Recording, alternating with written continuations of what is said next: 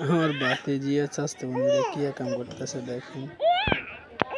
আমি উনি কিরবি আম্মু কিরবি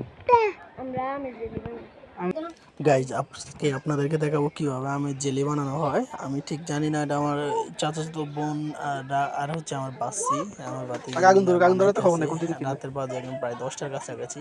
এরা শখ করছে, তো বাধা দিলাম না, দেখি তারা কিভাবে বানায়। পুরো ভিডিও আমাদের সাথে থাকে। কিরকম হবো কিরকম মানে এটা নরম হয়ে যাবো কেন? হ্যালো আসসালামু আলাইকুম গাইস, কেমন আছেন? আশা করি আপনারা ভালো আছেন। আমরা এখন চলে এসেছি একটা ভিডিও নিয়ে, সেটা হলো আমরা এখন আমের জেলি বানাবো। চলো তাহলে এই ভিডিওটা শুরু করা যাক। চলো, এই দেখুন আমরা আগুন দিচ্ছি ধাঁ ধাঁ করে আমের জেলি হবে।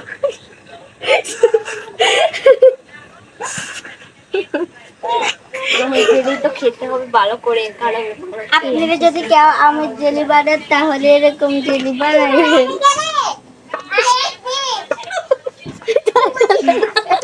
অলরেডি শেষ হয়ে গেছে। এই যে আগুনের যে প্রক্রিয়া ছিল সেটা অলরেডি শেষ। এখন এটারে বানানোর প্রক্রিয়া বাকি আছে শুধুমাত্র।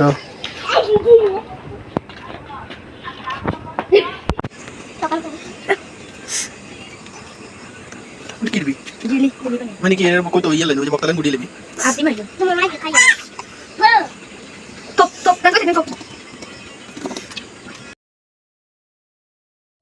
সকল প্রক্রিয়া শেষে এখন আমের খোসা থেকে আমগুলোকে আলাদা করতেছে। তারপরে এখন এগুলারে ওই যে আমরা গ্রাম অঞ্চলে বক্তা বলি আর কি, ওই রকম মাখার কাজ চলতেছে আর কি। শেষ। যদিও ছোট বাচ্চারা কষ্ট করে এগুলা বানাইছে, তারপর কিন্তু অনেক বেশি মজা হয়েছে। তারা এখন খাইয়া টেস্ট করতেছে, অনেক বেশি মজা হয়েছে। তাদের যে পরিশ্রম হয়তো সফল হয়েছে। অবশেষে বাগে পাইছি।